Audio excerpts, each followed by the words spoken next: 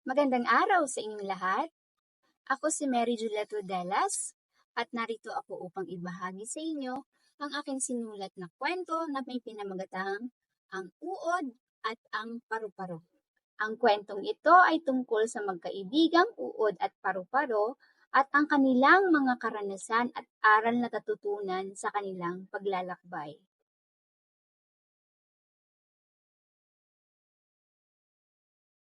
Isang umaga sa isang magandang hardin, lumilipad ang isang paru-paro habang naglalakad ang isang uod sa ilalim ng sinag ng araw.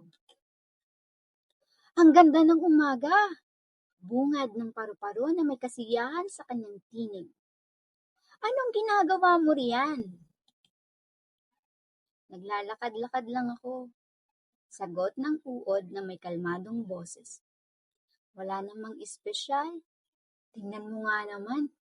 Ang ganda ng mga bulaklak! Sabi ng paru-paro na may paghanga.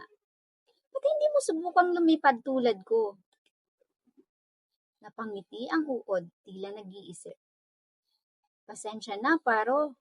Pero masaya na ako sa pagiging uod eh.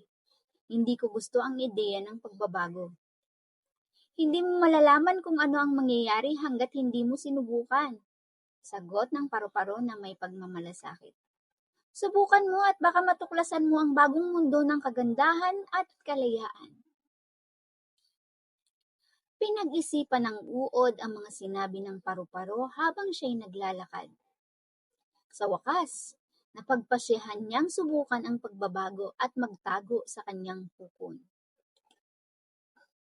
Sa loob ng kukon, naranasan ng uod ang mga pagbabago sa kanyang katawan. Bawat araw ay may bagong pag-asa at pag-asam. Hanggang isang umaga, lumabas siya mula sa kukon bilang isang kahanga-hangang paru-paro. Paro! Tama ka! Sigaw ng uod na puno ng kasiyahan. Hindi ko akalaing mas magiging maganda at mas masaya pala ang maging paru-paro. Salamat sa iyong payo at tiwala sa akin. Kahit kailan, uod. Sagot ng paru-paro na may kasamang ngiti. Ngayon, sama-sama na tayong lumilipad at nagsasaya sa mundong ito. Hindi lang bilang magkaibigan, kundi bilang magkapamilya. Maraming salamat po sa inyong pakikinig at sana nagustuhan nyo ang kwento ni Uod at ni Paru-Paro at naway may napulot po kayong aral sa kanilang karanasan.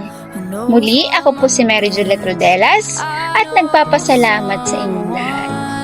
Paalam!